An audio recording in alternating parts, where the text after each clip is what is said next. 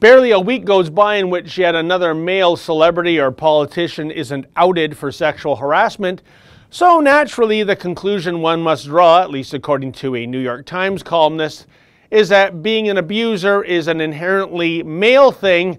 Whatever happened to that old chestnut of not judging an entire group based upon the actions of a few?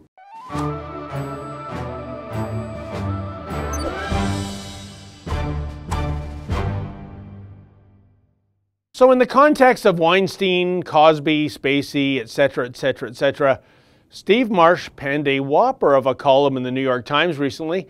Here's the crux, quote, "Acknowledging the brutality of male libido is not, of course, some kind of excuse. Sigmund Freud recognized the id and knew it as a chaos, a cauldron full of seething excitations. But the point of Freud was not that boys will be boys, rather the opposite. The idea of the Oedipus complex contained an implicit case for the requirements of strenuous repression. If you let boys be boys, they will murder their fathers and sleep with their mothers," end quote. Oh, how jolly. Then again, Marsh is a male columnist who seems to buy into the radical feminist agenda that all males are, or have the potential to be, rapists.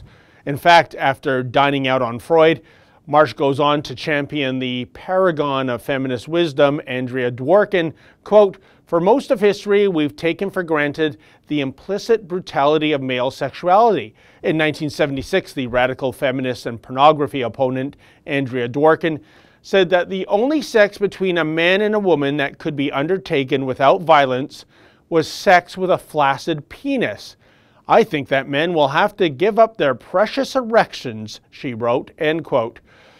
Speaking of flaccid, you know what, Marsh goes out to do a bit of virtue signaling in what seems to be an attempt to separate himself from the great unwashed herd of potential male sex offenders. Quote, "I live in Toronto, a liberal city, in a liberal country, with Justin Trudeau for Prime Minister, a half-female cabinet, and an explicitly feminist foreign policy," end quote. As for the ongoing sad parade of celebrity sex offenders, Marsh goes on to lament that, quote, "Men arrive at this moment of reckoning woefully unprepared.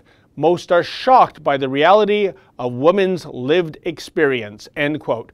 No, Steve, the reason most men are shocked to hear about the abuse of women is that the vast majority of the 3.8 billion men on the planet don't govern themselves along the lines of Franken and Weinstein and all the rest.